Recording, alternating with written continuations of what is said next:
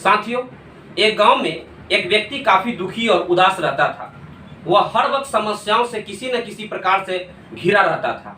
उसे ऐसा लगता था जैसे कि वह इस धरती पर बोझ के समान है। साथियों, वह अपने दुखों से काफी परेशान रहता था। तभी उस गांव में एक बाबा आए।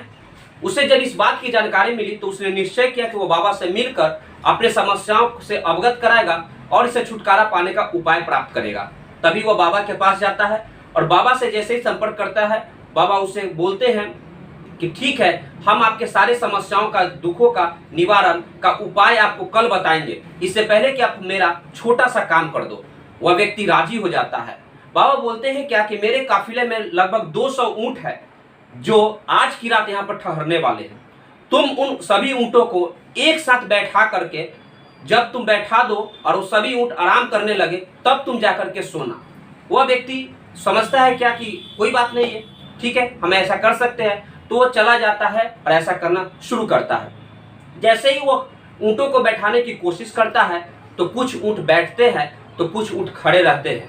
वह खड़े ऊंट को फिर बैठाने की कोशिश करता है, पर जैसे ही उसको बैठाने की कोशिश करता है तो वह बैठे हुआ ऊंट जो था वह खड़ा हो जाता है। कुछ ऐसे भी थे जो खड़े के खड़े ही रहते थे।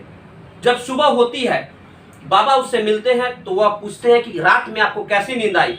तो वह बाबा से अवगत कराता है कि बाबा, काफ़ी समस्याएं थी रात में तो मुझे नींद ही नहीं आई। मैंने सभी ऊँटों को कोशिश तो पूरा किया कि वो सारे के सारे ऊँट अपने आप अपने जगह पे बैठ जाए तब मैं सोने जाता, लेकिन मैं भर रात सोया नहीं। बाबा ने कहा, जैसा तुमने कहा वो बिल्कुल सत्य तुम्हारे जिंदगी में भी हो रहा है और वही हमारे जिंदगी में भी होता है। जैसे कि तुमने कहा कि ये समस्याएं और दुख तुम्हारे जीवन में आते रहते हैं, वैसा ही वो ऊंट के समान है। तुमने देखा कि कुछ ऊंट तुमने बैठा पाया लेकिन कुछ खड़े के खड़े रहा। ठीक उसी प्रकार से दुख होता है कि कुछ दुख जो होते हैं हमारे जीवन में आते हैं तो कुछ जो होते हैं वह इंतजार करते रहते हैं। जैसे ही एक दुख हमारा जब दूर होता है तो दूसरा दुख जो है या समस्याएं हमसे आकर के जुड़ जाती है।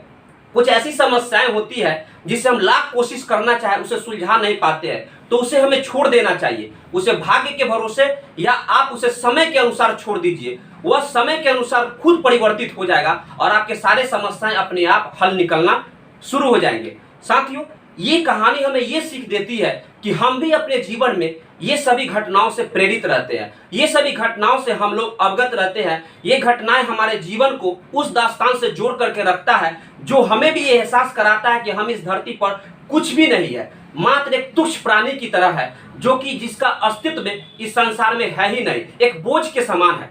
साथियों, आप हमेशा याद रखिएगा, जीवन में दुख, समस्याएं ये सभी आते जाते रहेंगे। ये समस्याएं और दुख ऐसे होते हैं जिस पर हमारा वर्चस्व नहीं होता है। हाँ, हमें प्रयास करना चाहिए कि हम समस्याओं से लड़े कैसे, उसके डट कर सामना करना है। जो समस्या हमसे समाधान नहीं होगा उसे समय के लिए छोड़ देना चाहिए। वह समय के अनुसार खुद ब खुद हल हो जाएंगे साथियों। और जो समस्या हमसे समाधान हो सकता है उसके लिए हम तत्पर रहेंगे और हमेशा कभी भी अपने आप को नकारात्मक सोच में नहीं डालेंगे और ये कभी भी नहीं सोचेंगे कि हम इस धरती का एकमात्र बोझ प्राणी है। क्योंकि संसार में जितने भी महान पुरुष हुए साथियों, उन सभी को दुखों और समस्याओं का सामना करना पड़ा है। यदि हम इतिहास को पन्ने को उलट कर देखें तो मुसोलिनी इटली का था और इतना ही नहीं, हिटलर जो कि जर्मनी का था, भले ही वो तानाशाह था लेकिन अपने जीवन में काफी संघर्ष किया। लेनिन रूस का था लेकिन वो अपने जीवन में बहुत संघर्ष किए थे साथियों। इतना ही नहीं, हमारे देश की बात करें तो महात्मा गांधी और ना जाने कई ऐसे महान पुरुष हुए जिसके सामने में विपत्तियां आई, समस्याएं आए, पर वे डरे नहीं। कुछ समस्याएं उन्होंने स्वयं हल किया तो कुछ समय के अनुसार उनका हल हो गया। तो हमारे जीवन में तो ऐसा ही हो सकता है साथियों। तो हम डरे क्यों? उन्हें प्रेरणा लेना है। उन महान पुरुषों से हमें ये सीख लेनी है कि हमारे जीवन में जितना भी समस्या या दुख आएगा हम अपने आप को तोड़ेंगे नहीं बल्कि जोड़ करके रखेंगे और एक दिन सफलता को निश्चित तौर पर साथियों प्राप्त करेंगे।